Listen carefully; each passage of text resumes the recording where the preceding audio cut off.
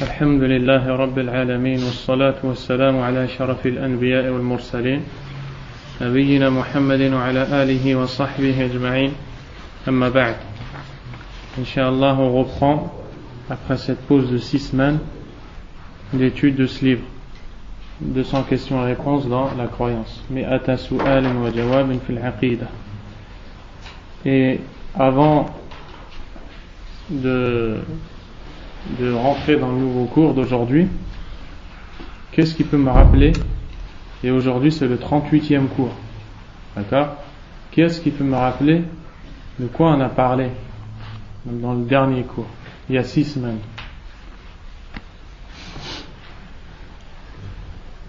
Qu'est-ce qui peut me rappeler de quoi on parle? Sans répondre, il lève la main. Celui qui sait de quoi on parle, il lève la main. Ibrahim. On est en train d'apprendre quoi là, dans ce livre? Qu'est-ce qui sait? Qu'est-ce qu'on est en train d'apprendre dans ce livre? On est en train de parler des piliers de la foi, Arkanul Iman. Et on les a traités un par un. On les a étudiés un par un. Et on est en train de terminer le dernier.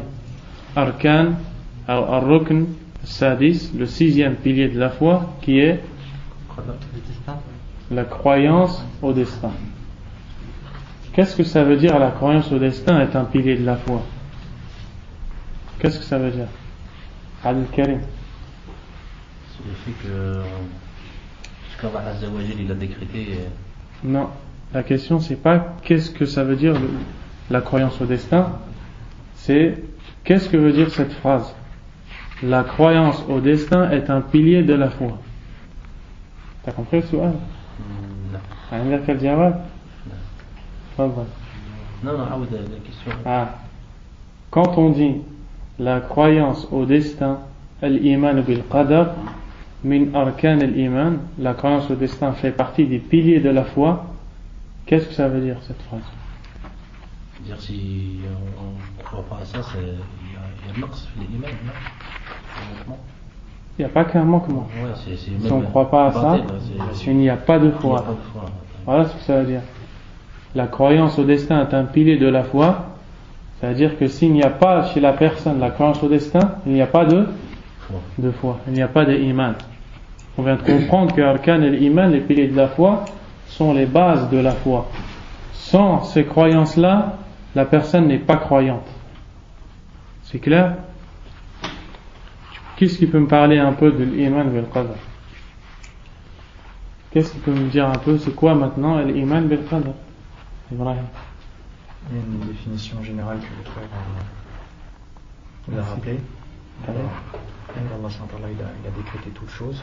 Et après on était rentré dans la foi de façon plus spécifique, dans les détails. On avait dit qu'elle était basée sur 4 choses. D'une part, la science d'Allah. Deuxièmement, l'écriture. Sur la qudra, sur la volonté d'Allah. Et l'écriture,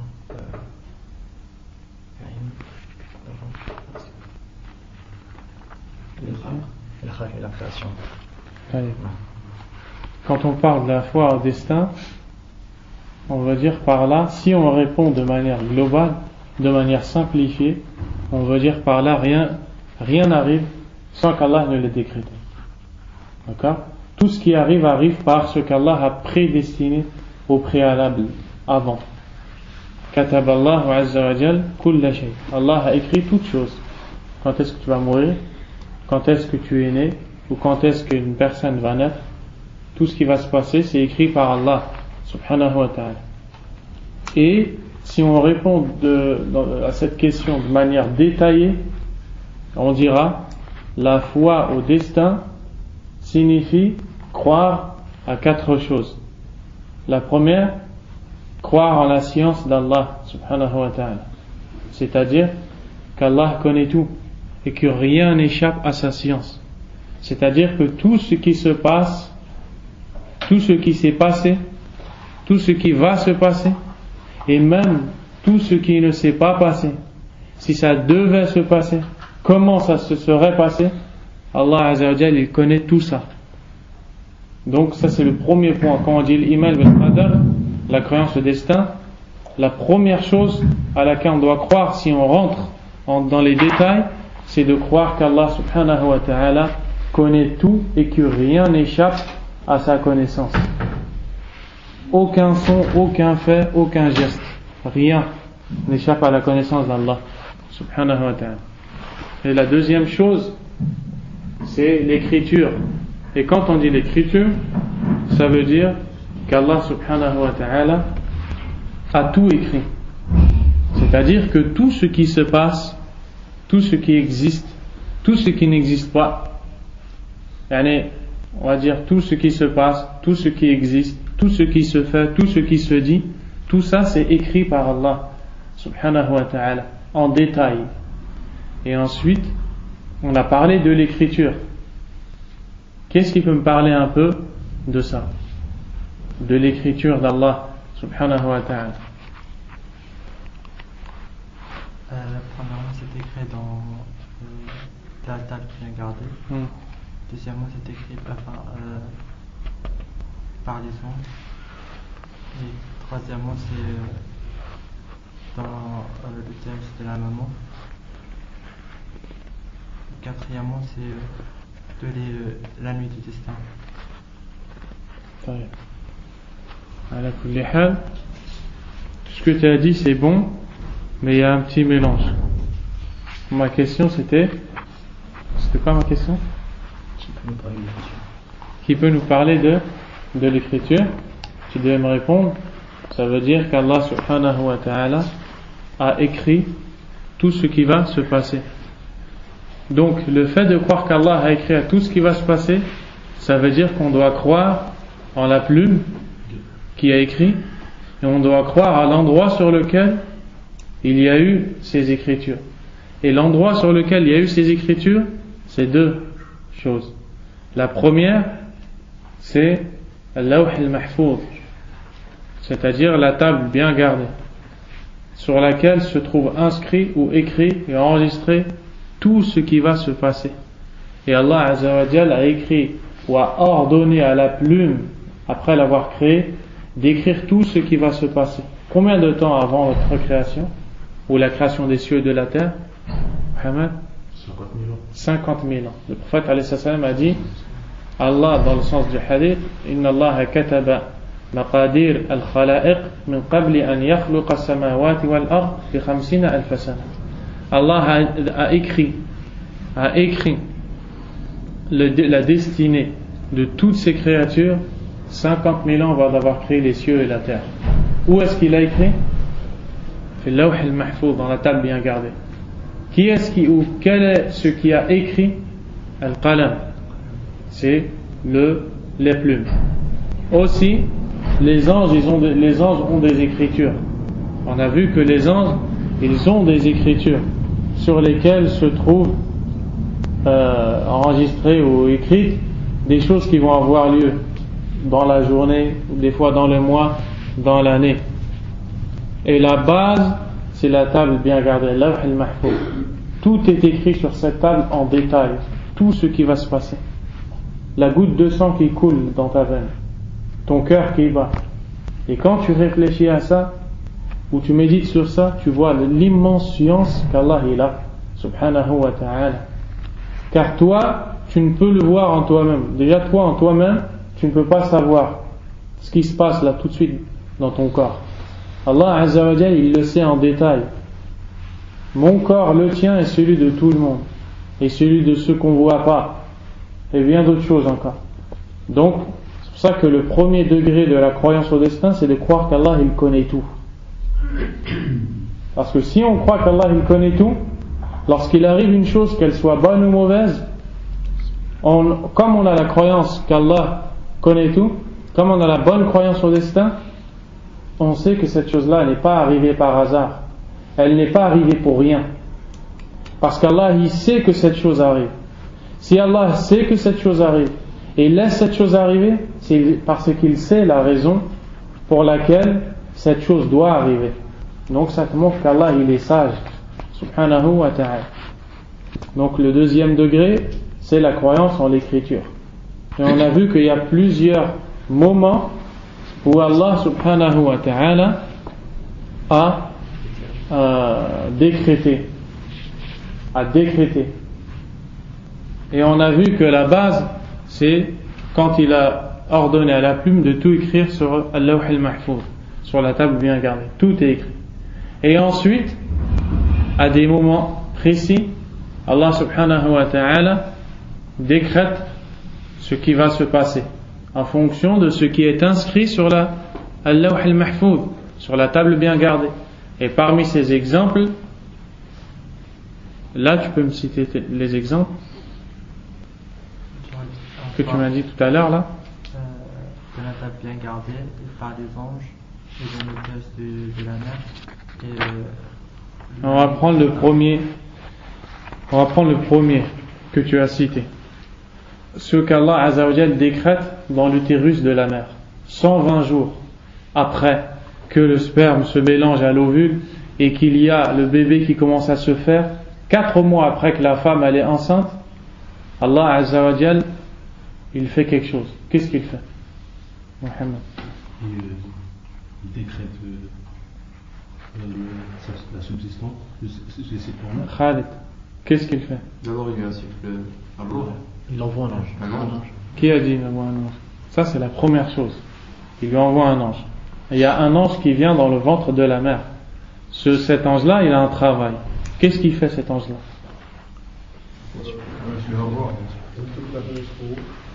Premièrement, فيرسل إليه الملك فينفخ فيه الروح كما قال النبي عليه الصلاة والسلام. Il lui envoie l'ange qui lui met الروح. الروح c'est l'âme avec laquelle il va vivre. Ensuite, Allah lui ordonne d'écrire 4 choses. Allah lui ordonne d'écrire 4 choses. Il ordonne à l'ange d'écrire 4 choses. Quelles sont ces 4 choses, Mohammed? C'est même si c'est pas dans l'ordre. Sa subsistance. Rizqihi, ou rizquhu, sa subsistance. Si ça va être un garçon ou une fille. Là. Dans le hadith, c'est pas ça. S'il sera heureux, c'est l'endroit où il va mourir. Non, c'est pas l'endroit où il va mourir. Quand il sera heureux ou malheureux. C'est quand il va mourir, son terme. Quand il va mourir. Ouais. La première chose que tu as dit, sa subsistance, rizq. La deuxième chose, mautuhu, ajaluhu, mata yamut. Son terme. La troisième, c'est ça son terme, c'est sa mort. Troisième chose, est-ce que ça sera quelqu'un bien ou pas? Ça sera mauvais ou ashaqiyun ou sa'id. Est-ce qu'il sera triste? Est-ce qu'il sera heureux ou est-ce qu'il sera malheureux? Et la quatrième, vous savez? sera au paradis ou Hein? Ça fait partie de ce qui sera triste ou malheureux. Sa richesse, hein? C'est bien. Amaluhu, ses actions. Donc l'ange quand il vient, il enregistre ces 4 choses. Cet ange qui enregistre ces 4 choses, il écrit ces 4 choses qui sont déjà écrites dans la table bien gardée. D'accord? Et il y a ces 4 choses-là. Le frère il a dit, et il écrit si c'est un garçon ou une fille. Là, ça c'est pas rapporté dans le hadith. Mais dans un autre hadith, quand cet ange il vient pour mettre ces 4 choses-là sur le bébé dans le ventre de la mère, il demande à Allah, est-ce que c'est un garçon ou c'est une fille? Allah Azza wa Jalla lui répond. Et après il note ces 4 choses. Ensuite, on vient de voir un des moments où Allah décrète. Et ça c'est ce qu'on appelle le taqdir al-umri. Le décret pour la vie. Appelez-le comme ça. Aussi Allah Azza wa Jalla décrète à un autre moment. C'est quand? Lorsqu'il extrait des reins de Adam sa descendance. On la citera pas celle-là aujourd'hui. Et une autre.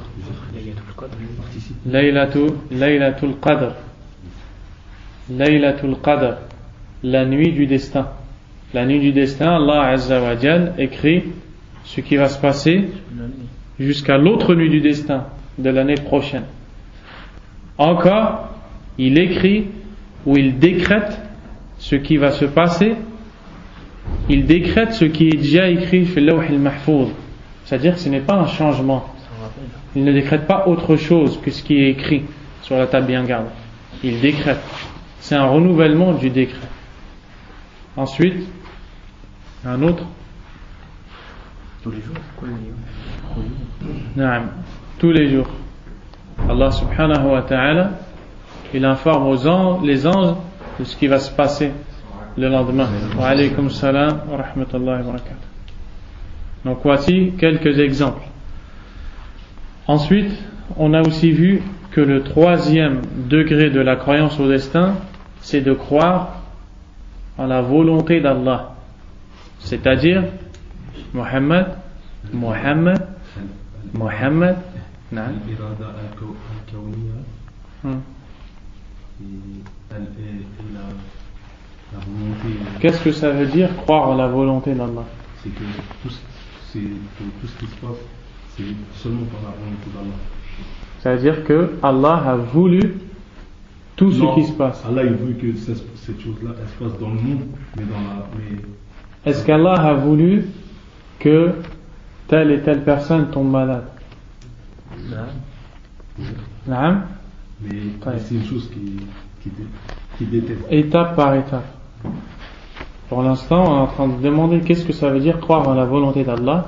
La réponse, c'est tout ce qui se passe. C'est seulement par la volonté d'Allah. Tout ce qui se passe par la volonté d'Allah. Il n'y a aucune chose qui se passe. Il n'y a aucune parole qui est dite. Il n'y a aucune chose qui arrive sans qu'Allah ne l'ait voulu. Toute chose, tout ce qui peut passer dans ta tête, tout ce qui existe parce qu'Allah a voulu que cette chose existe. Que cette chose soit bonne ou mauvaise. Pour l'instant, vous avez compris ça? Et on a bien détaillé ces points-là dans tous les cours d'avant. Donc, la volonté d'Allah, Azza wa Jal, elle se divise en deux. Parce que maintenant, tu te poses la question. Si on dit qu'Allah a voulu toute chose, est-ce que ça veut dire qu'Allah a voulu que telle personne tombe malade, telle personne soit pauvre, que telle personne soit égarée, que telle personne abandonne la prière? Est-ce qu'Allah a voulu qu'il y ait le meurtre? Est-ce qu'Allah a voulu qu'il y ait le vol? Est-ce qu'Allah a voulu que l'injustice existe? D'accord? C'est cette question-là qui vient dans ta tête quand tu vas pas étudier correctement la croyance au destin. Qui est-ce qui a la réponse à ça, à cette question-là? C'est moi qui parle. Il y a la volonté universelle, c'est-à-dire tout ce qui se passe à des buts, notamment que tout ce qui se passe hein? À un but. Ouais. Je donne des exemples. Taïeb. Dépêche-toi s'il te plaît. Réponds. Il y a quelqu'un là, il y a quelqu'un qui veut rentrer dans l'islam. Il est devant toi. Il a un doute. Il faut que tu dois le convaincre. Il n'a pas le temps. Il a qu'une chose en tête, c'est de se rassurer qu'il est dans la vérité et que c'est toi qui es dans le faux. Et il te ramène cette question comme ça. Et il te la pose devant toi. Il ne faut pas que tu hésites. Il faut que tu lui répondes directement. Sinon, il va partir, il ne va pas croire en l'islam. C'est pour ça qu'il faut apprendre. Voilà. Alors il y a deux solutions. Tu lui réponds vite, ou sinon tu lui dis ta mère elle va bien en fait. Tu changes de discussion. D'accord? Qu'est-ce qui peut répondre vite? Aïssa. هناك إرادتان، إرادة كونية والإرادة شرعية. الإرادة الكونية هو كل ما يحصل أراده الله أن يكون في الكون، والإرادة الشرعية هو ما أراده الله شرعا شرعه لعباده. طيب فقط. طيب. Il m'a dit quand on parle de la volonté d'Allah, il y a deux volontés. Allah veut les choses de deux manières. Il veut les choses d'une manière universelle et de l'autre côté il veut les choses d'une manière religieuse. C'est-à-dire, quand on dit qu'Allah veut les choses d'une manière religieuse,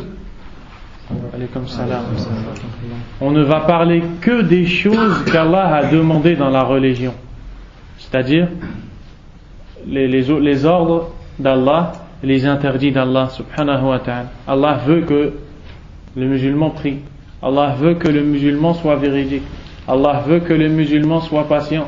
Allah veut que le musulman craigne Allah. Allah veut que le musulman ne désobéisse pas.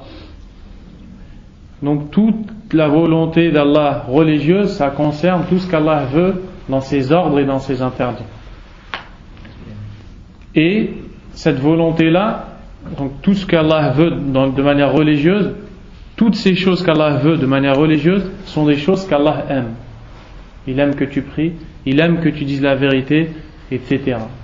Deuxièmement, il y a une autre volonté qui est la volonté universelle, qui englobe tout ce qui se passe, que ça soit une chose aimée par Allah ou une chose qu'Allah n'aime pas, subhanahu wa ta'ala. Vous avez compris? Donc, rentre dans cette volonté celui qui prie et celui qui ne prie pas. Celui qui prie, Allah a voulu qu'il prie. Celui qui ne prie pas, Allah a voulu qu'il ne prie pas. Pas religieusement. Religieusement, Allah a voulu qu'il prie. Mais par sa sagesse, Allah Azza wa Jal a fait en sorte qu'il ne prie pas. Donc Allah Azza wa Jal, il y a des choses qui se passent qu'il aime, d'autres qui se passent qu'il n'aime pas. Subhanahu wa ta'ala. Il laisse des choses qu'il a interdites se produire. Comment ça se fait? Comment ça se fait qu'Allah qui est capable de tout, qu'Allah qui fait ce qu'il veut, il laisse des choses qu'il n'aime pas, des choses qu'il a interdites se faire? Il a interdit l'abandon de la prière et la plupart des gens, ou beaucoup de gens, ils ont abandonné la prière. Il a interdit le meurtre et beaucoup de gens commettent le meurtre. Il a interdit le mensonge et beaucoup de gens mentent. Il a interdit le vol et beaucoup de gens volent. Il faut que tu me répondes correctement à cette question. Parmi les actes d'Allah, c'est que le bien. Ça veut dire que même ce que nous on voit dans le mal, en vérité il y a un bien derrière. C'est-à-dire par exemple, quand Allah il a créé l'enfer, en vérité, l'enfer en lui-même c'est un bien aussi. Et nous même quand on voit comme ça on croit que c'est un mal, mais en vérité c'est un bien. Comment ça l'enfer c'est un bien? Ça veut dire que maintenant nous, pour nous-mêmes c'est un mal, mais en vrai même la création de l'enfer en vérité c'est un bien. Par exemple, maintenant quelqu'un il m'a fait une injustice à moi, il a été injuste envers moi, et moi j'ai aucun moyen de me venger de lui par exemple, parce que c'est quelqu'un de puissant, et toute ma vie j'ai jamais réussi à me venger. Moi dans l'au-delà, si cette personne elle est châtiée par Allah, et comme moi j'ai pas pu me venger, et ben que elle soit punie, et ben ça montre la justice d'Allah. C'est-à-dire en vérité ça a été un bien pour moi, tu vois. Par exemple ça a été un bien de manière générale, même si en apparence on aurait cru que cette chose-là elle est mal. Mais comment ça se fait qu'une personne elle est née, elle n'a jamais été musulmane, ensuite elle meurt, elle va en enfer? Comment ça se fait ça? Ça c'est le mécréant qui va parler comme ça quand tu vas discuter avec lui. Il va pas te lâcher. Sahih? Même dans ça il y a un bien. Par exemple ça peut être le bien que... Pourquoi c'est bien que sa mère ou son père soient mécréantes? Pourquoi c'est bien que son voisin soit mécréant toute sa vie? Comment ça se fait de croire que c'est bien ça? Vous dites que vous êtes musulman, vous dites que vous voulez l'islam, que vous voulez le bien pour les gens, et vous dites que c'est bien que ma voisine elle est mécréante. Ça c'est le mécréant qui va te parler comme ça. Il va chercher à te piéger. La réponse elle existe. Alors, par exemple, comme le mal qu'il y a là, par exemple le sein, ça a causé quoi? Par exemple, il peut y avoir peut-être aussi un meilleur bien, un plus grand bien, par exemple l'envoi des prophètes, qui est un plus grand bien que certains mal que nous on voit mal aussi, par exemple. Ouais. Tout ce que tu dis c'est correct, mais c'est pas assez pour convaincre quelqu'un. Mais c'est vrai ce que tu dis, et c'est ça, Mohamed. C'est qu'en fait la guidée en fait c'est qu'Allah il a prédestiné en fait à chaque être humain, en fait c'est à nous de chercher la guider. Ça aussi c'est vrai, mais le petit voisin mécréant il va pas comprendre ce que tu lui dis. C'est qu'en fait nous on a le libre arbitre par rapport à ça. C'est qu'en fait chaque être humain a le libre arbitre. C'est qu'en fait chaque être humain en fait doit chercher. Allah il a voulu que cette personne-là elle est guidée. Si cette personne-là n'est pas guidée, c'est qu'il y a une sagesse derrière. Ça c'est bon pour le croyant. Et celui qui ne croit pas, il ne comprend pas tout ça. Après, je vous dis, c'est à lui de chercher la vérité. Allah, Et pourquoi il doit la chercher? Parce que c'est une chose qu'Allah il a prédestinée. Et c'est qui Allah? Il va te répondre ça, lui. Allah, Moi, je suis né, je me lève le matin, je mange, je bois. Pourquoi je dois chercher? Pourquoi? C'est le créateur des cieux de la terre. On n'a aucun doute de ça. On n'a aucun doute de ça. Ça, c'est la plus grande des vérités. Celui qui se soumet pas à cette vérité, il est égaré, il meurt, il rentre en enfer. Allah, il ne pardonne pas. Mais nous, on est en train de réfléchir comment on va convaincre les gens. Parce que les gens, ils sont dans un puits, ils sont enfoncés, ils sont ignorants, égarés, loin, mécréants, associateurs. Il faut les ramener vers la vérité. Et celui qui est égaré comme ça, dans sa tête, il n'a que des ambiguïtés. Il ne veut pas apprendre. Il cherche qu'à poser des questions avec lesquelles il va te piéger. Et ça prouve qu'il est bête. Ça prouve qu'en vérité, il n'utilise pas son raisonnement. Parce que s'il utilisait son raisonnement, il comprendrait. C'est pour ça que quand Allah fait les éloges des gens qui se guident dans le Coran ou qui suivent la vérité, il dit tout le temps ceux qui sont doués de raison. Tout le temps. Ou beaucoup, la plupart du temps, Allah il parle des gens doués de raison. Parce que seuls les doués de raison, ils reviennent à la vérité. Ala kulli hal. Donc cette question elle a été posée dans ce livre-là. Et on a lu la réponse.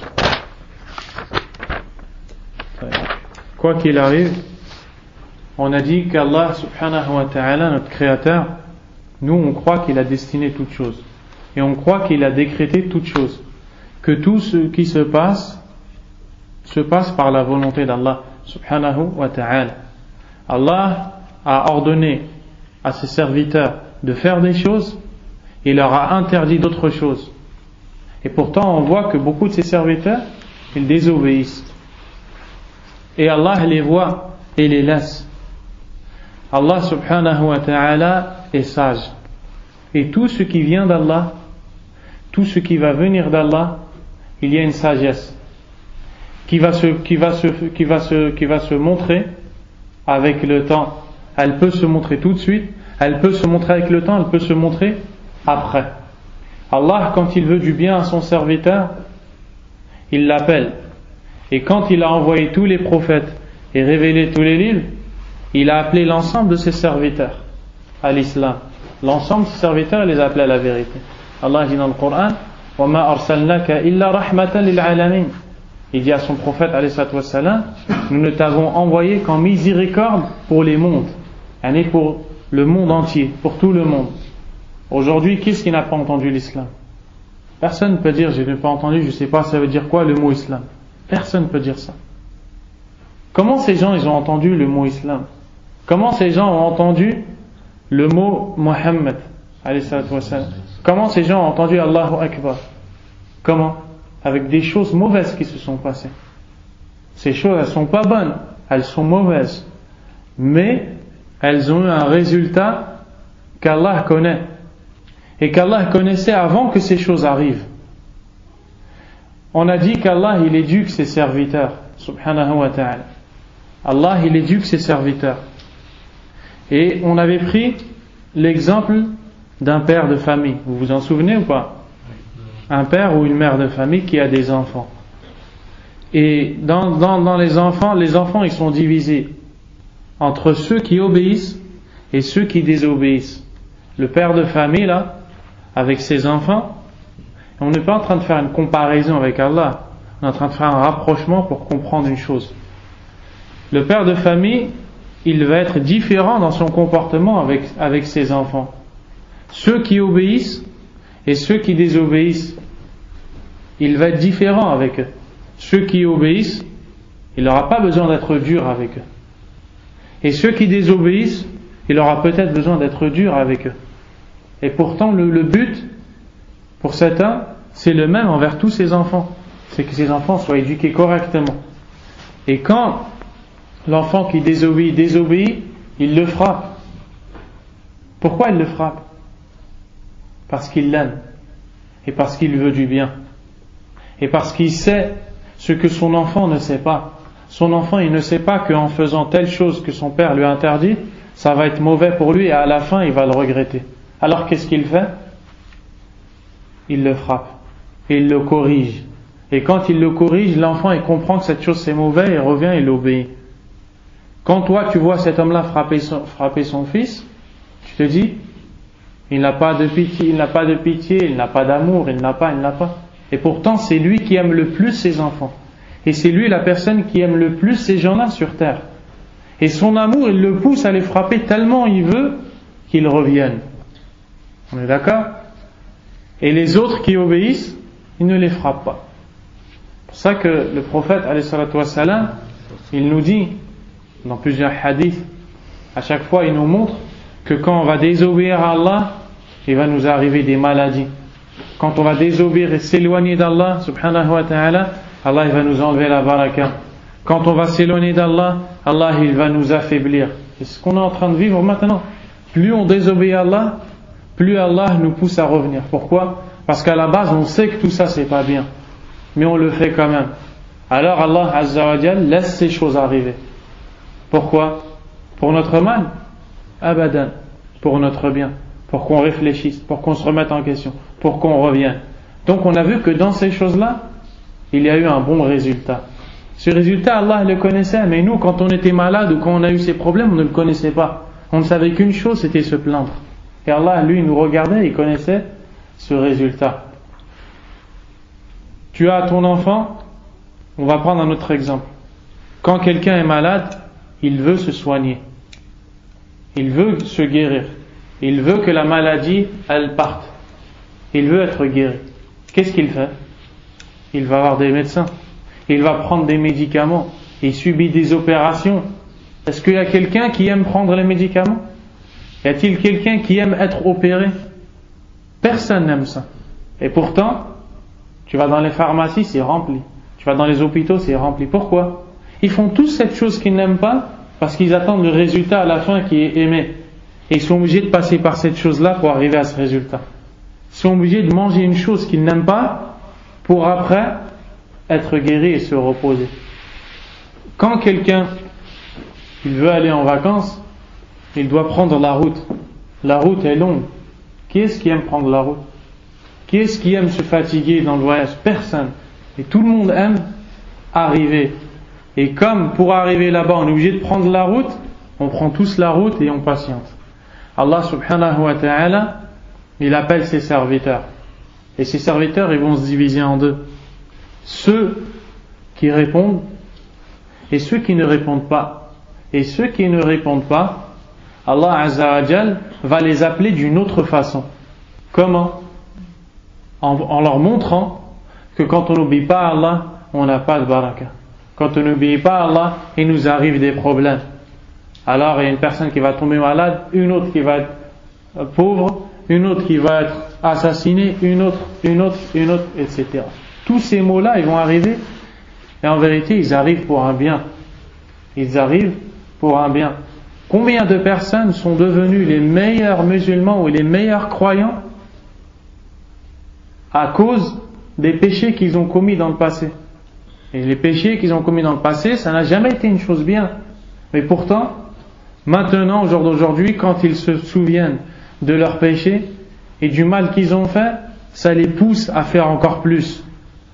Au moment où Allah Azza wa Jal les laissait faire des péchés, ces personnes-là, est-ce que vous pensez que ces personnes-là se disaient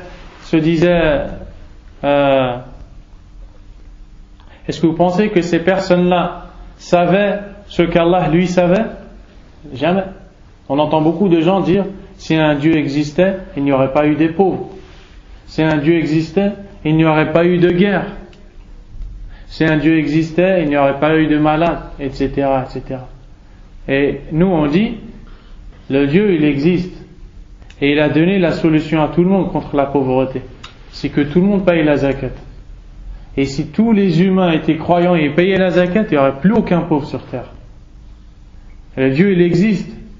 Et il nous a donné la solution pour éviter les guerres.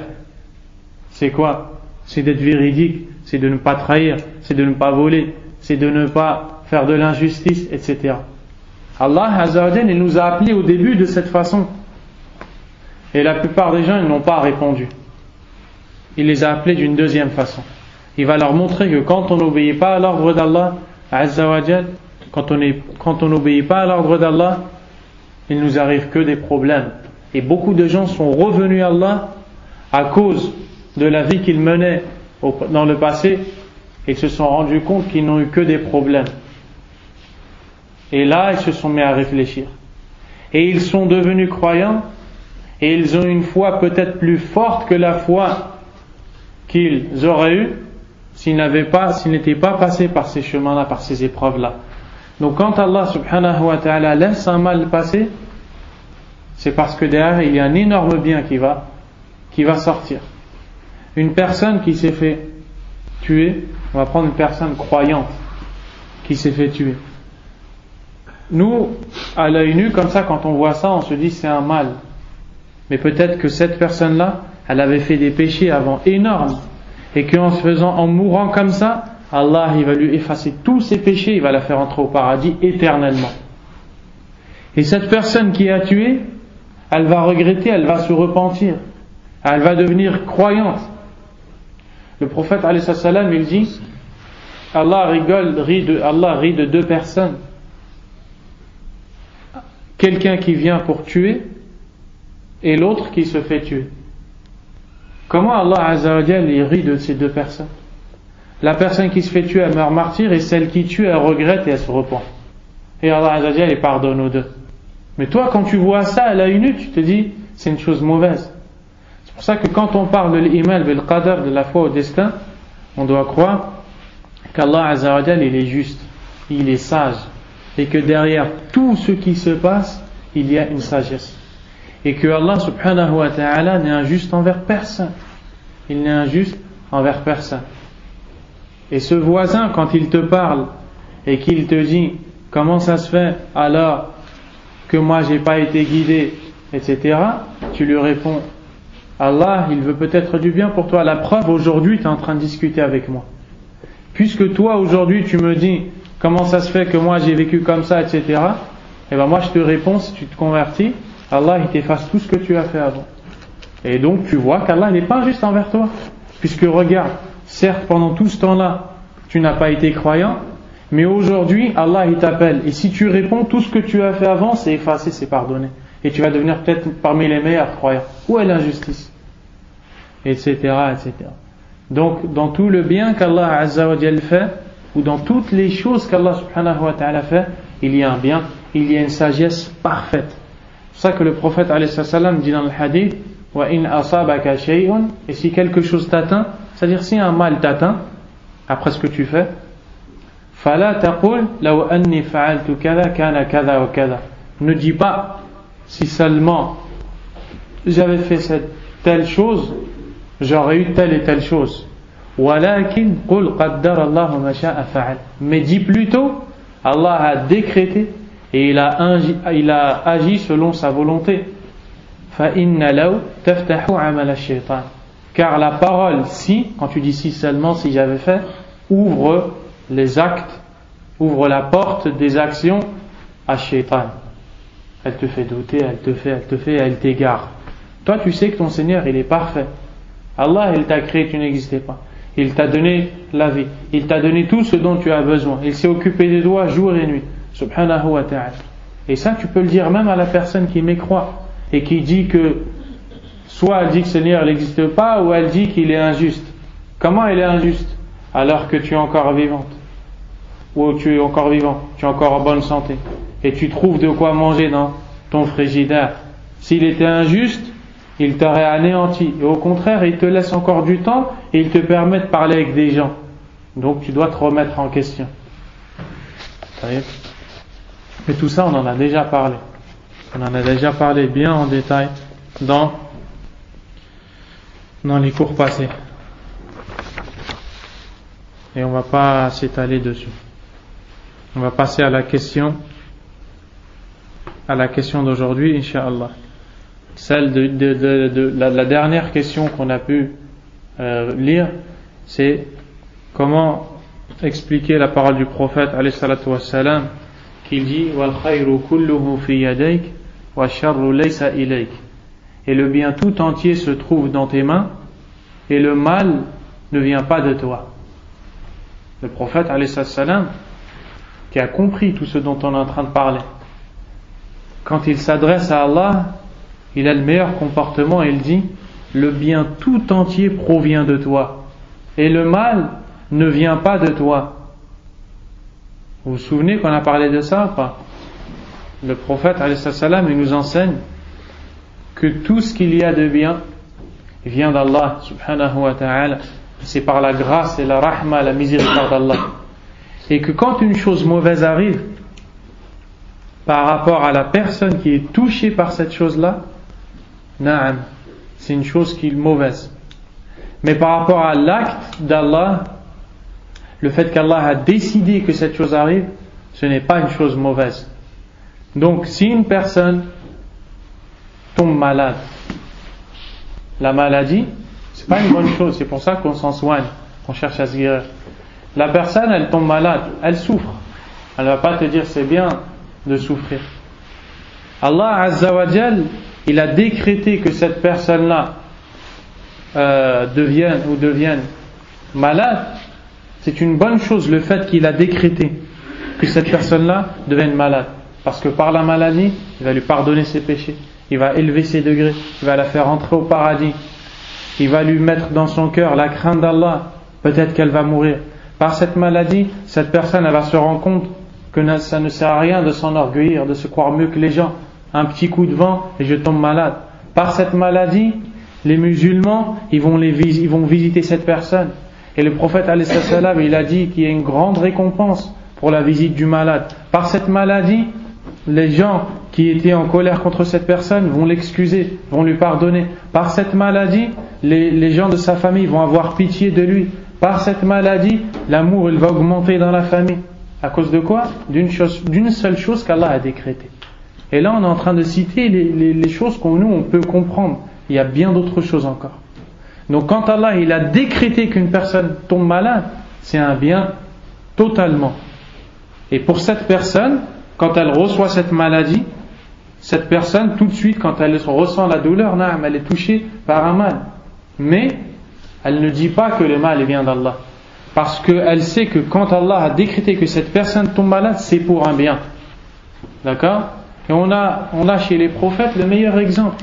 Qui est le prophète qui a été touché par une maladie dans sa peau? Le prophète Ayoub. Qu'est-ce qu'il a dit, le prophète Ayoub? Il a dit exactement le sens de cette parole. Rabbi massani ad-dur wa anta arhamur rahimin. Il a dit: oh mon Seigneur, le mal m'a atteint moi. Est-ce qu'il a dit tu m'as fait du mal? Il a dit: oh mon Seigneur, le mal m'a atteint et tu es le plus miséricordieux des miséricordieux. Regardez comment il a bien compris, ce prophète-là, parmi tant d'autres, que lorsqu'un mal t'atteint, tu dis le mal m'a atteint moi. Mais le fait qu'Allah décide que ça m'atteigne, ça c'est pas un mal. Vous avez compris ou pas? Le fait que le mal m'a atteint, moi j'ai un mal en moi là. Mais le fait qu'Allah ait décidé que ce mal m'atteigne moi, cette décision là, ce n'est pas un mal. C'est pour ça qu'il lui a dit: wa anta arhamur rahimin. Parce qu'il lui dit: tu es le plus miséricordieux des miséricordieux. Parce que le prophète, il sait que quand il est éprouvé, Allah il veut du bien pour lui. Allah il veut lui pardonner ses péchés, il veut lui augmenter ses degrés, etc. Donc, il dit: oh Allah, là tout de suite je suis touché par un mal, mais je sais que ta décision que ce mal m'atteigne est un bien. C'est pour ça que je reconnais que tu es le plus miséricordieux des miséricordieux. Vous avez compris ça? C'est clair ou pas? C'est la question de la semaine dernière. T'as compris, Ibrahim? Exactement. Le prophète Ibrahim alayhi salam, il a dit: wa idha maridtu fa huwa yashfin. Et lorsque je tombe malade, c'est lui qui me guérit.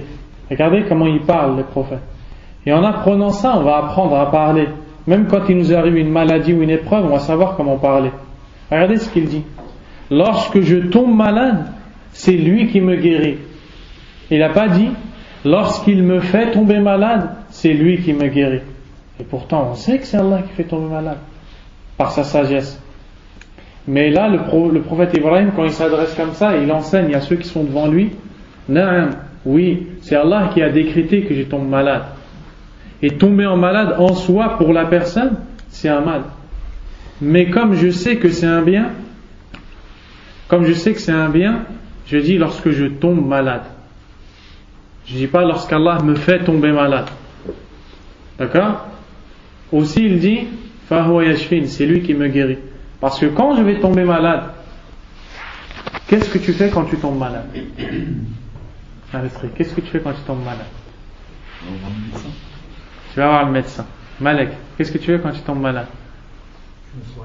Tu te soignes. Quand on tombe malade, on fait quoi? Barakallah fik. Allah barik fik. Donc quand on tombe malade, on invoque Allah et on dit Rabbi shfini, Allahumma shfini, wa Allah guéris-moi. Cette invocation, ad-du'a hada, tu ne peux le dire que quand tu tombes malade. Tu ne peux pas le dire quand tu n'es pas malade. Oh Allah guéris-moi, tu n'es pas malade. D'accord? Donc regarde, le mal il t'atteint et il te fait faire un bien. Le mal il t'atteint, ce mal-là il va t'enlever tes péchés, il va t'augmenter tes degrés. Et en même temps il va te faire un bien qui est ad-du'a. Ad-du'a, mada? Mukhul ibada. Ad-du'a huwa al-ibada. L'autre hadith il est faible.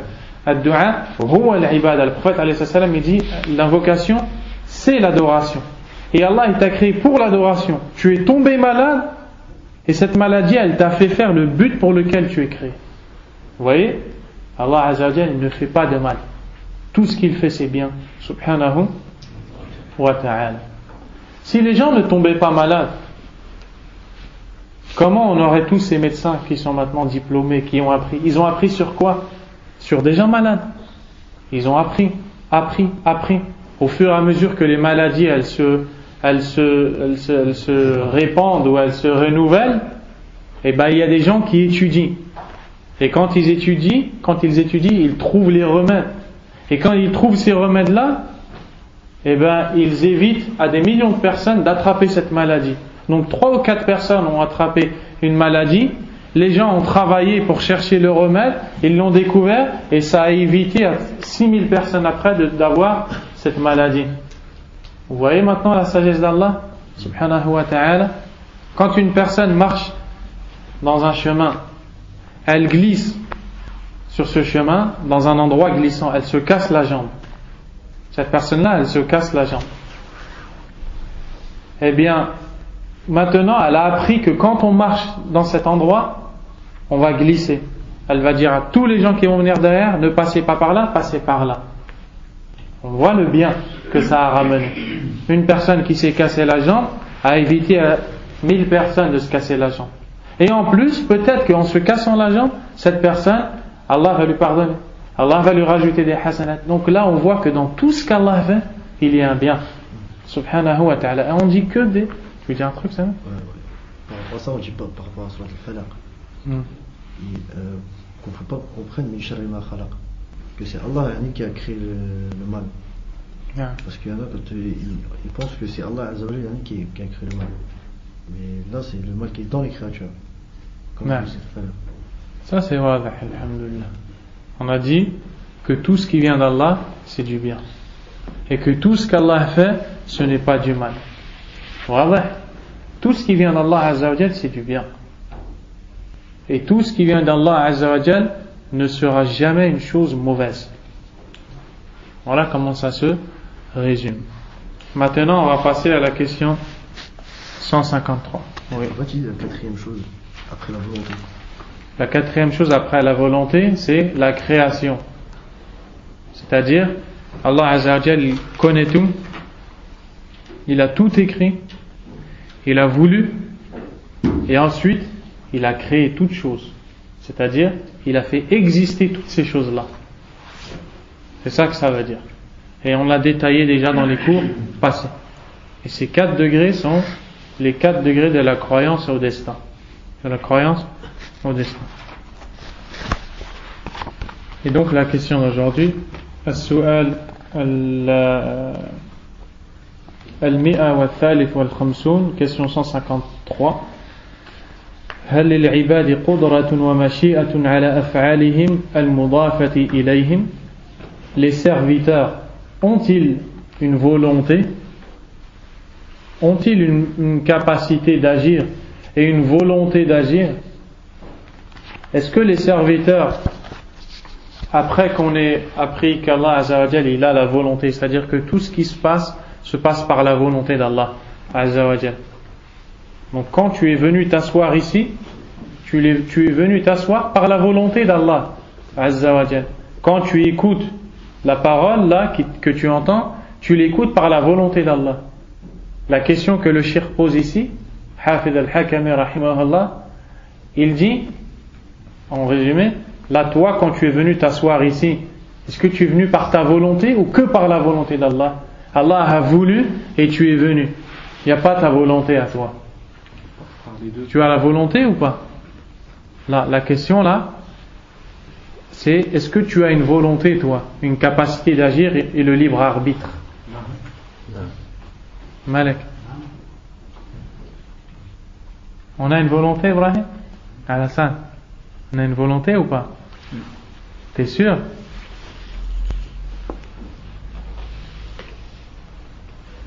Ismaïl, on a une volonté? Aïssa, Hussein, on a une volonté?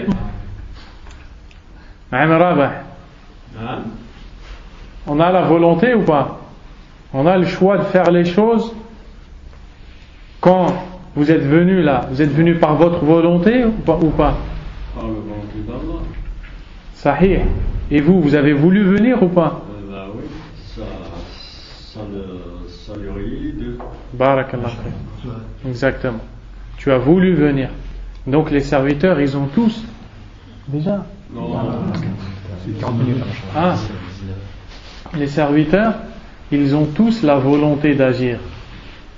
Ça veut dire, là on est en train de comprendre que quand on dit que dans la croyance du destin, la croyance au destin, on croit qu'Allah a voulu que toutes ces choses arrivent, ça ne veut pas dire qu'il nous a forcés.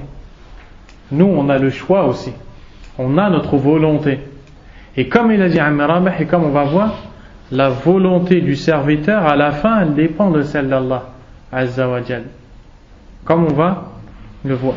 Et la réponse, Na'am, lil'ibadi qudratun ala a'malihim wa lahum mashi'atun wa irada. Oui, les serviteurs ont une capacité d'agir et ils ont une volonté et le choix d'agir. Wa af'aluhum tudafu ilayhim haqiqatan. Et quand on dit leurs actions, c'est une réalité.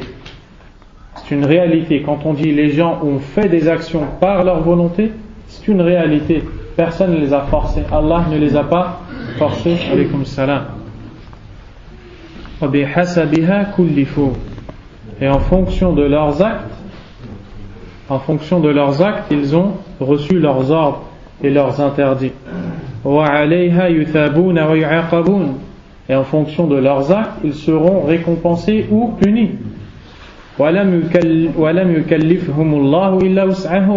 Et Allah ne leur a imposé de faire que ce qui est dans leur capacité.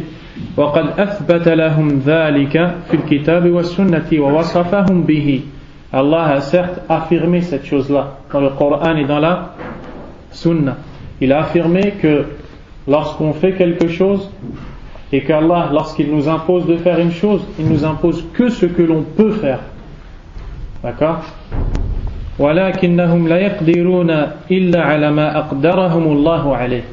Mais les gens ne peuvent faire que ce qu'Allah leur a donné la capacité de faire.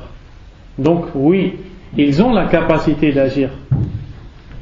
Et ils ne peuvent faire que ce qu'Allah leur a rendu facile de faire. Que ce qu'Allah leur a donné la capacité de faire. Tu as la capacité de manger. Tu as la capacité de marcher pour venir ici. Et tu n'as cette capacité que parce qu'Allah te l'a donné. Et tu ne peux venir ici que parce qu'Allah a fait que tu puisses venir ici. Vous avez compris ou pas? وَلَا يَشَاءُونَ إِلَّا أَن يَشَاءَ اللَّهُ. Et ils ne veulent que si Allah veut. Subhanahu wa ta'ala.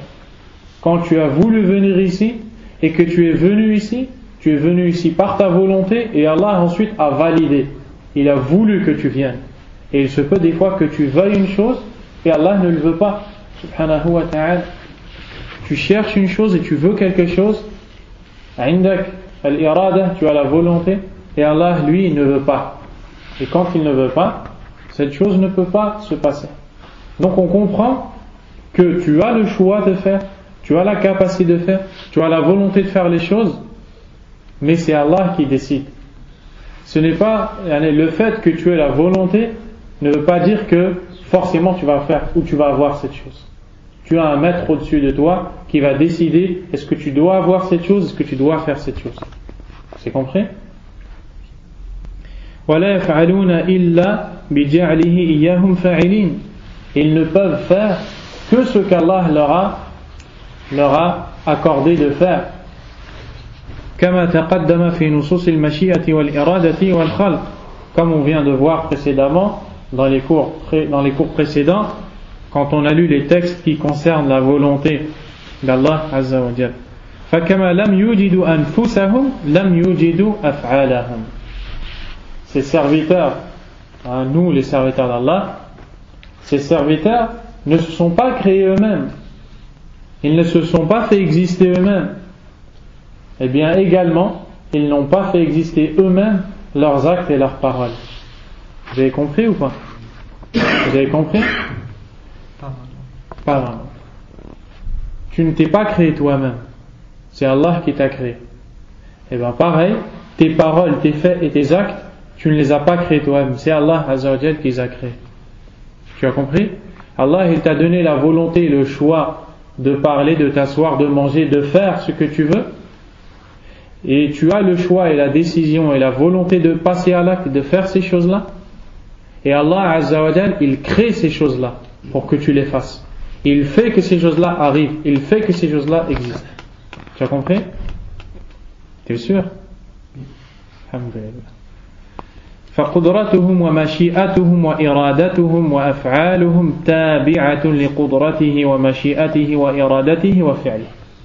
Et ensuite il dit que la capacité, la volonté, le choix et les actes des serviteurs dépendent de la volonté, de la capacité, du choix d'Allah subhanahu wa ta'ala. Donc on comprend que le serviteur a le choix de faire ce qu'il veut. Donc Allah ne le force pas à faire. D'accord? Allah Azza wa Jal ne force pas à faire. Tu as le choix. Et ensuite Allah Azza wa Jal va te guider dans ce que tu vas faire. Il va te diriger vers ce que tu vas dire ou vers ce que tu vas faire. Celui qui ne comprend pas, qui a une question, il pose la question. Oui. Par rapport à ça, vous avez dit la personne a sa volonté, ensuite Allah est-ce qu'il y a un ordre dans les volontés? Est-ce que la volonté d'Allah et la volonté de la personne, est-ce qu'il y a un ordre à respecter? C'est comme on a dit. Demain, tu as envie de te rendre dans une mosquée pour écouter un dars. Tu as envie d'y aller. Allah Azza wa Jal, on est en train de parler de l'iman bil qadar, donc on est en train de parler de ce qui a été déjà décrété. Allah Azza wa Jal, il a su que tu allais vouloir aller là-bas. Et il a voulu que tu y ailles ou que tu n'y ailles pas, et toi tu vas le savoir que demain, tu vas pas le savoir aujourd'hui. Wallah. Alhamdulillah. إذ هو خالقهم وخالق قدرتهم وإرادتهم ومشيئتهم وأفعالهم. Il en est ainsi car il est le créateur de ces gens. Et il est le créateur de leur volonté, de leurs choix et de leurs actes. وليس مشيئتهم وإرادتهم وقدرتهم وأفعالهم هي عين مشيئة الله وإرادته وقدرته وأفعاله كما ليسوهم إياه. Et aussi la volonté des serviteurs, le choix, la capacité, les actes des serviteurs d'Allah Azza wa Jal ne sont pas le choix d'Allah ou la volonté d'Allah Azza wa Jal ou les actes d'Allah. Il y a deux choses différentes. Ton choix à toi ou ta volonté à toi et la volonté d'Allah. Il insiste ici pour bien te montrer qu'il y a une différence entre ta volonté à toi et la volonté d'Allah. C'est ça le résumé de ce qu'il est en train de dire. D'accord? D'accord? Ce n'est pas pour rien qu'il dit ça, parce que c'est une chose importante. Il dit de même que ils ne sont pas Allah subhanahu wa ta'ala, les serviteurs d'Allah ne sont pas Allah azza wa jal, eh bien leur volonté n'est pas la volonté d'Allah, leur capacité n'est pas la capacité d'Allah azza wa jal. Ta'ala Allahu an dhalik, qu'Allah soit élevé au-dessus de ça. بل أفعالهم المخلوقة لله قائمة بهم لائقة بهم مضافة إليهم حقيقة فالله فاعل حقيقة والعبد منفعل حقيقة والله هاد حقيقة والعبد مهتد حقيقة ولهذا أضاف كلا من الفعلين إلى من قام به فقال تعالى من يهدي الله فهو المهتد. Ensuite il dit qu'Allah soit élevé au-dessus de ça. Il dit que les actes des serviteurs d'Allah sont une création d'Allah. C'est Allah Azza wa Jal qui a créé ces actes et qui les a fait exister. Subhanahu wa ta'ala. Il dit leurs actes, les actes des serviteurs sont les leurs et les actes d'Allah Azza wa Jal sont les siens. Et qu'il faut différencier entre ce qu'Allah fait et ce que toi tu fais. Entre ce qu'Allah veut et ce que toi tu veux. Vous avez compris? Ils expliquent qu'il y a une différence. Allah Azza wa Jal, il fait. Subhanahu wa ta'ala. Allah Azza wa Jal, il fait. Et le serviteur d'Allah Subhanahu wa ta'ala, il fait par la volonté d'Allah et par le destin d'Allah. Allah, il guide les gens. C'est lui qui fait cette action de guider les gens. Et les gens, ils font une action de se guider. Ici, il me donne un exemple. Il y a quelqu'un qui apprend. On dit, il a fait un acte. Quel est cet acte? Il apprend. Et Allah, lui, il lui a appris cette chose-là. Donc, quand moi, j'apprends un verset d'une sourate, on dit que je suis en train d'apprendre. أنا أتعلم وفي نفس الوقت الله يعلمني الله فاعل وأنا منفعل الله معلم وأنا متعلم. Donc quand j'apprends un verset du Coran, je suis en train d'apprendre, je suis en train de faire un acte, d'accord, qui est l'apprentissage. Et en même temps, le fait que j'apprenne, c'est qu'Allah Azza wa Jalla, il est en train de m'enseigner. Parce que toute la science que tu as, en vérité, c'est ce qu'Allah t'a donné, ce qu'Allah t'a enseigné. Allah t'a enseigné et toi, tu as appris. Toi, tu fais une chose et Allah Azza wa Jalla, il fait une chose. Vous avez compris ou pas? Malek, t'as pas compris? Malek, t'es avec nous? Non, t'as pas compris, Malek. Hein? On recommence. Ala kulli hal, c'est que quand tu fais une chose, quand tu veux faire une chose, tu as le choix de faire cette chose. Allah, il ne te force pas, il ne te fait pas d'injustice. Subhanahu wa ta'ala. Pour l'instant, c'est clair. Alhamdulillah. Et quand tu vas faire cette chose, Allah a voulu que tu fasses cette chose. Quand tu es venu ici, tu es venu parce que tu as voulu. Et quand tu es venu parce qu'Allah a voulu que tu viennes aussi. On est d'accord ou pas? On est d'accord ou pas? Donc il y a deux choses. La volonté que tu avais de venir et la volonté qu'Allah avait que tu viennes. Oui ou non? Ces deux volontés, elles vont ensemble. Mais la tienne, elle dépend de celle d'Allah. Toi, tu veux faire une chose et si Allah veut que tu la fasses, tu la feras. Donc tu as fait cette chose parce que tu as voulu la faire. Et à la fin, cette chose, elle s'est produite parce qu'Allah a voulu qu'à la fin, elle se produise. Donc quand tu l'as fait, tu n'as été forcé par personne. C'est toi qui as voulu faire cette chose.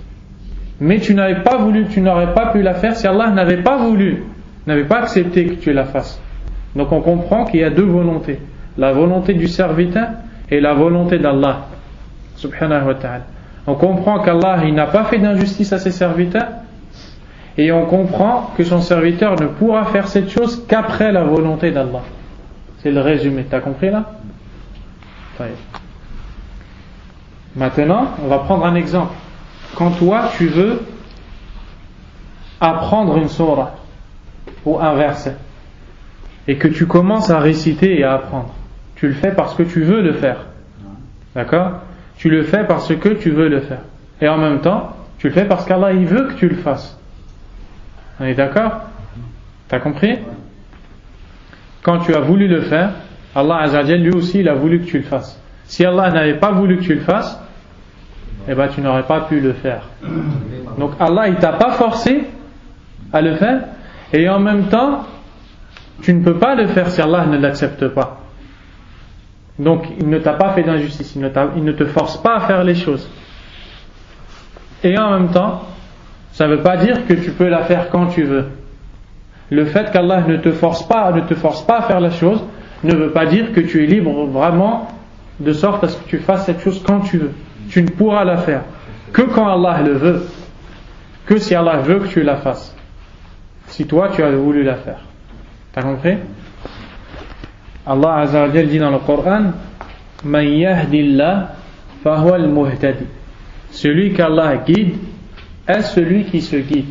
Dans le sens du verset, c'est-à-dire que lui, il cherche à se guider et Allah, il le guide. Il se met dans le droit chemin en cherchant, en apprenant, en se repentant à Allah, en revenant à Allah subhanahu wa ta'ala. Et en faisant ça, Allah, il est en train de le guider. Celui qui apprend une sourate du Coran, il est en train d'apprendre.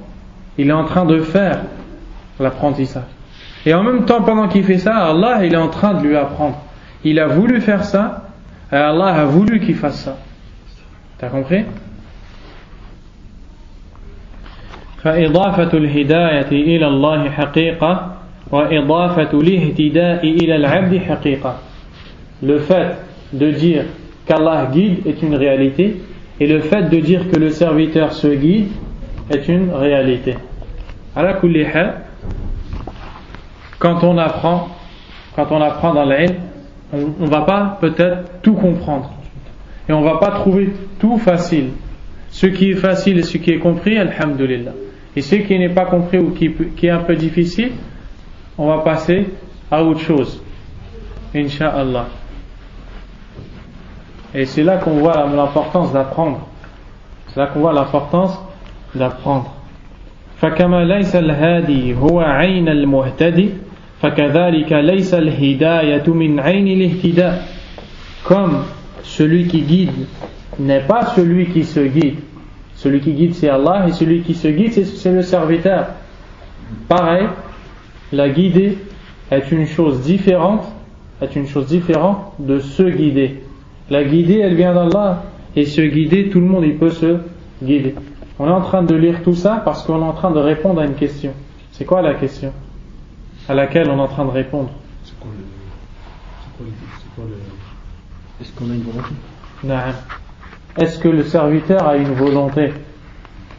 D'accord? Quand tu comprends pas, tu reviens toujours au sujet. Tu te dis de quoi on parle. On est en train de lire une réponse. Une réponse à quelle question? Est-ce que le serviteur il a le choix et il veut faire ces choses, ou Allah il le force et il n'a pas le choix? Hein?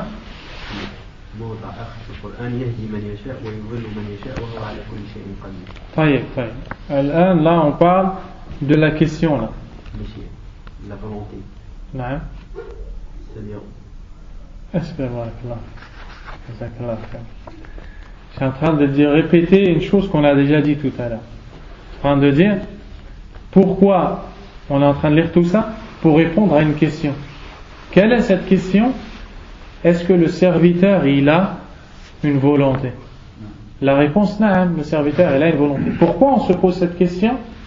Pour comprendre que quand on fait quelque chose, Allah il nous a pas forcé. Donc, pour comprendre que quand quelqu'un il fait une chose mauvaise, on ne va pas dire c'est parce qu'Allah il a qaddar, je suis obligé de faire cette chose. Vous avez compris là? Où on est en train d'arriver ou pas? Hein?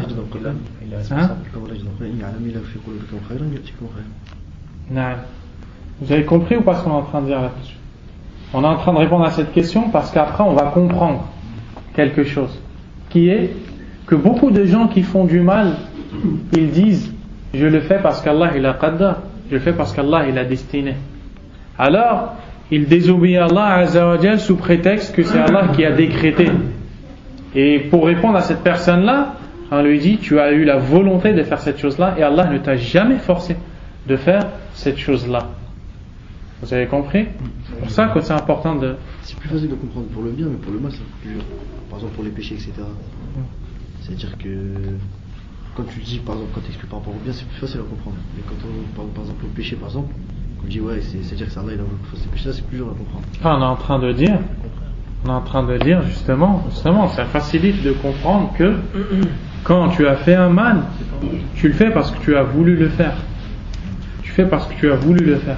Et Allah Azza wa Jalla ne t'a pas forcé à faire ce mal. Comment Allah te forcerait-il à faire un mal alors qu'il te l'a interdit? T'as compris? En fait, tu n'es pas contraint à faire le mal. Donc quand tu vas venir le jour du jugement dernier, tu vas être jugé sur ce que tu as voulu faire. C'est pour ça qu'on lit cette question-là. C'est à ça qu'on arrive à la fin. C'est à ça. Il y a une sagesse d'Allah qu'il a laissé faire justement ce mal-là. Si c'est un mal, là. Et cette sagesse-là, on l'a vu, on l'a expliqué, réexpliqué tout à l'heure. Mais Allah, il a laissé faire le mal. Il a laissé, si cette personne l'a fait, il a laissé. Mais c'est cette personne qui a voulu le faire. T'as compris? Ensuite, il dit وَكَذَلِكَ يُضِلُّ اللَّهُ مَنْ يَشَاءُ حَقِيقَةً وَذَلِكَ الْعَبْدُ يَكُونُ ضَالًّا حَقِيقَةً. Et ainsi, et aussi, Allah égare qui il veut réellement. Il égare qui il veut réellement. Et cette personne est égarée, ou s'est égarée réellement aussi.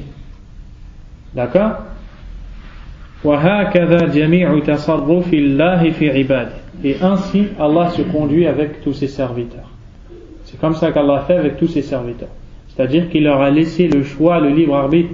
Il ne les force pas. Et ils seront jugés en fonction de ce qu'ils ont voulu faire et de ce qu'ils ont voulu délaisser. فَمَنْ أَضَافَ الْفِعْلَ وَالْإِنْفِعَالَ إِلَى الْعَبْدِ كَفَرَ وَمَنْ أَضَافَهُ إِلَى اللَّهِ كَفَرَ وَمَنْ أَضَافَ الْفِعْلَ إِلَى الْخَالِقِ وَالْإِنْفِعَالَ إِلَى الْمَخْلُوقِ كِلَاهُمَا حَقِيقَةٌ فَهُوَ الْمُؤْمِنُ حَقِيقَةٌ. Et là on arrive à la conclusion. Pourquoi on est en train de dire qu'il y a une différence entre ta volonté et la volonté d'Allah? Parce que le résultat, c'est celui qui dit que l'acte il vient d'Allah, c'est-à-dire l'acte d'Allah et l'acte de la personne aussi il vient d'Allah. Celui qui ne fait pas la différence et qui ne dit pas Allah a fait un acte qui est qu'il m'a appris et moi j'ai fait un acte qui est que j'ai étudié, ou pareil pour une chose mauvaise et pour l'ensemble des choses. Il faut faire la différence entre l'acte qu'Allah a fait, qui est Allah il a décrété que cette chose-là arrive, et l'acte que le serviteur il fait lui-même avec sa main. Si tu dis de l'acte qu'Allah a fait que c'est l'acte d'Allah, et que l'acte que le serviteur fait avec sa main que c'est l'acte d'Allah Azza wa Jal, tu mécrois en Allah Azza wa Jal. Pareil, si tu dis que l'acte qu'Allah fait et l'acte que le serviteur fait sont les actes du serviteur et non pas ceux d'Allah, tu mécrois en Allah. Mais si tu dis que l'acte qu'Allah fait revient à Allah et que l'acte que le serviteur fait revient au serviteur, là tu es le croyant correct. Vous avez compris? C'est le qadariya. Pourquoi? Parce que si tu dis que moi quand je mange, je suis en train de manger, mais tu dis que cet acte il ne vient que de toi, ça voudrait dire qu'Allah il n'a pas décrété. Ça voudrait dire que tu as renié le destin d'Allah Azza wa Jal, et en faisant ça tu as mécru. Parce que tu dis que c'est que moi qui a fait ça, c'est pas Allah qui a décrété ça. De même, si tu dis que Allah Azza wa Jal c'est lui qui a fait, ça veut dire que c'est lui qui a tout fait, ce n'est pas moi. Donc ça veut dire Allah il m'a forcé à faire ça. Tu as mécru en Allah. C'est pour ça qu'il y a une différence entre ce que tu veux faire et ce qu'Allah veut, entre ce que tu fais et ce qu'Allah fait. Subhanahu wa ta'ala. Fil iman bil qadar, dans la croyance au destin, il y a trois parties. deux extrêmes qui sont égarés et celle du juste milieu qui est dans la juste voie. On a Al-Qadariya. Al-Qadariya, c'est un groupe qui a été appelé comme ça, qui est égaré. Ce groupe-là, il croit que Allah ne décrète pas. Donc qu'est-ce que ça veut dire? Il croit que c'est lui qui fait tout et que c'est pas Allah qui fait. Il croit que c'est lui qui veut, que c'est pas Allah qui veut. Donc il n'y a pas de qadar, il n'y a pas de destin. Il n'y a pas de volonté. Celui-là, na'am, exactement. Il n'y a pas de volonté. Il n'y a pas de volonté d'Allah Azza wa Jal. Il n'y a pas de volonté d'Allah Subhanahu wa Ta'ala. Ceux-là, ils se sont égarés. Pourquoi? Ils ont cru que l'acte, il ne vient que de eux-mêmes. Le deuxième, c'est Al-Jabriya. Al-Jabriya, c'est un groupe égaré aussi qui a cru que on est forcé. C'est ça qu'on appelait Al-Jabr. Al-Jabr, c'est le fait de forcer quelqu'un. On est forcé. Allah, il a décrété, c'est comme ça, on est forcé, on n'a pas le choix, on n'a pas le libre arbitre. Donc tout ce qui se fait, c'est Allah qui le fait, lui-même. Alors qu'il y a la différence entre l'acte d'Allah qui est le décret et la chose elle-même qui se fait. Ces gens-là, ils se sont aussi égarés. Et il y a Ahl Sunnati wal Jama'a, les gens de la Sunna au milieu, qui ont dit Allah a sa volonté, les serviteurs ont la leur. Allah a ses actes, les serviteurs ont les leurs. Vous avez compris? Et tout ça, ça répond à la question, est-ce que le serviteur a une volonté ou non? Naam, le serviteur il a une volonté, il a le libre arbitre, il a son choix. Sinon, pourquoi Allah nous juge? Si on dit qu'Allah Azza wa Jal nous a forcé à faire tout ça, pourquoi il va nous juger sur ce qu'il nous a forcé à faire? Aussi, si on dit qu'Allah Azza wa Jal nous a laissé et qu'il n'a rien décrété, il nous a laissé faire ce qu'on veut, pourquoi il va nous juger? Mais si on dit qu'on a la volonté, qu'Allah il a aussi la volonté, là on comprend que Allah il nous juge parce qu'on a choisi de faire les choses. Les bonnes choses, il nous juge, il nous récompense. Les mauvaises choses, il nous juge, il nous punit. Voilà, c'est clair. Et on va terminer avec cette question, Inch'Allah. السؤال الرابع والخمسون بعد المئة, question 154. ما جواب من قال أليس ممكنا في قدرة الله أن يجعل كل عباده مؤمنين مهتدين طائعين مع محبته ذلك منهم شرعا? La réponse ou la question, quelle est la réponse à la personne qui nous poserait cette question?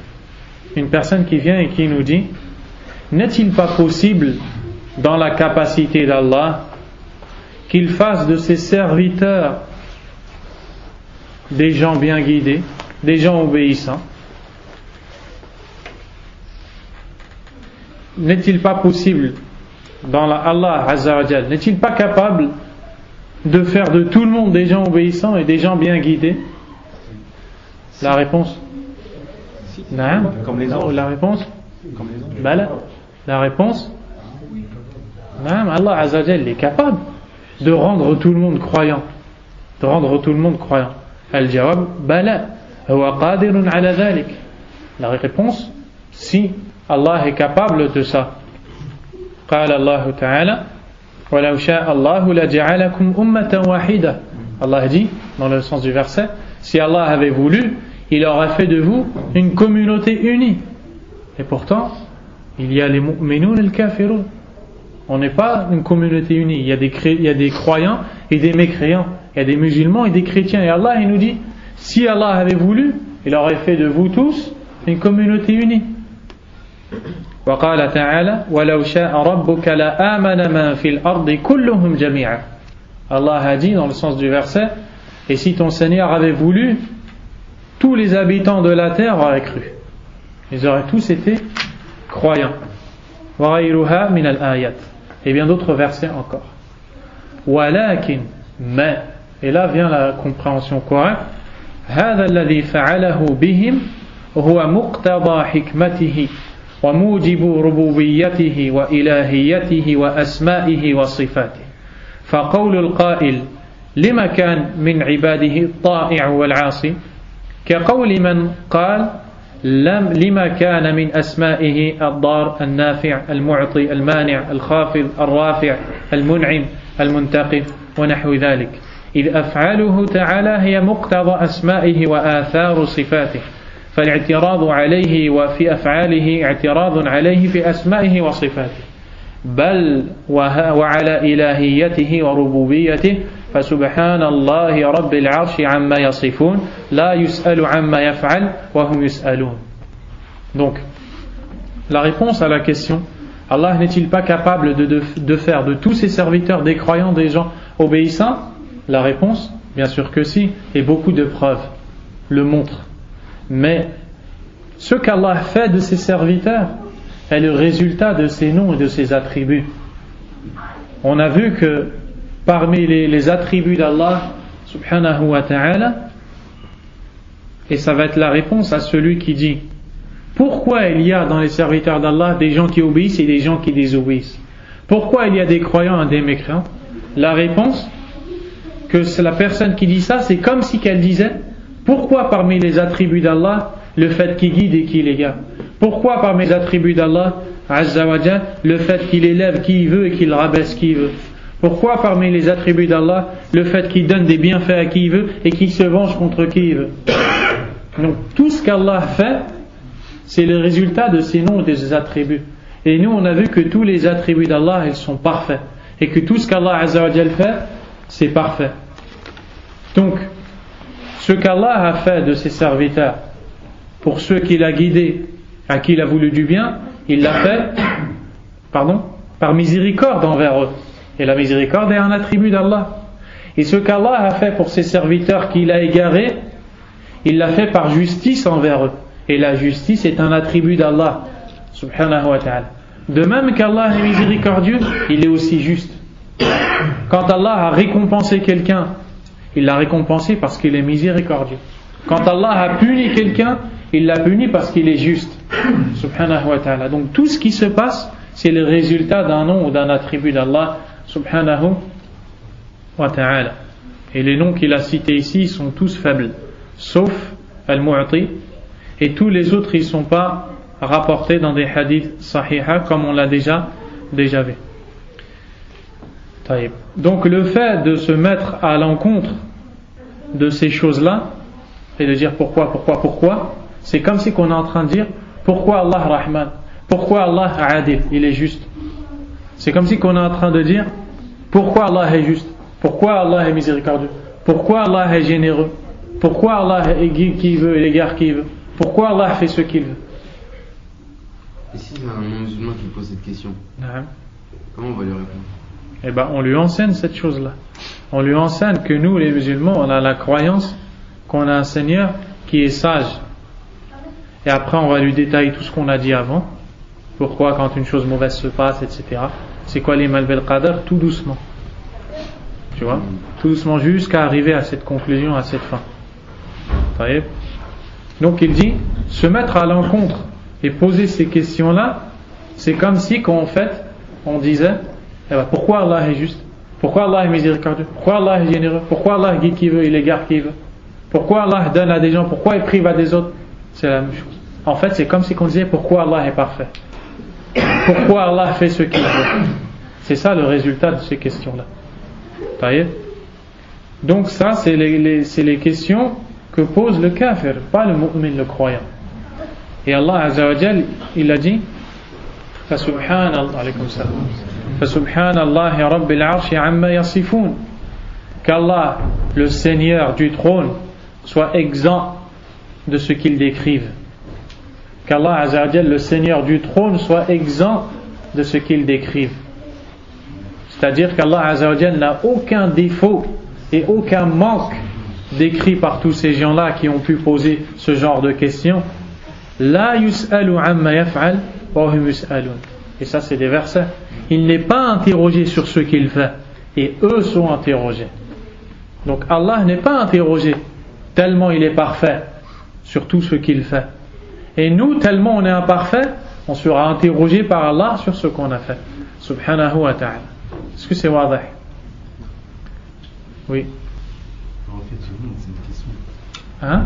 Une question en fait. La pose. Là. C'était un frère. C'est comme un petit peu expliqué par rapport aux sages, comment dire, aux choses qui à nos yeux qui sont mal, mais en fait il y a un bien derrière. Et si par exemple un frère il se fait attraper par la police justement, et après il se fait taper par eux. Et c'est quoi la sagesse de ça? Les Sahaba radiyallahu anhum, ils se sont fait attraper par Quraysh, ils se sont fait frapper par eux. Le prophète alayhi salam, il a eu des victimes, il a été victime d'injustice par rapport à. Qu'est-ce qui s'est passé? Ils ont adoré Allah, ils ont patienté par exemple. Ils ont fait des du'a. Allah les a secourus. Il y a toutes ces bonnes choses qui se sont passées après une mauvaise chose. Donc quand une personne un mal l'atteint, il y a beaucoup de biens qui arrivent après. Après, pourquoi c'est cette chose-là qui l'atteint précisément? Ça, c'est Allah qui le sait. Subhanahu wa ta'ala. Mais c'est ça la réponse. C'est clair ou pas? T'es sûr? C'est sûr. Alhamdulillah. والله أعلم وصلى الله وسلم وبارك على نبينا محمد وعلى آله وصحبه أجمعين سبحانك اللهم وبحمدك أشهد أن لا إله إلا أنت أستغفرك وأتوب إليك بارك الله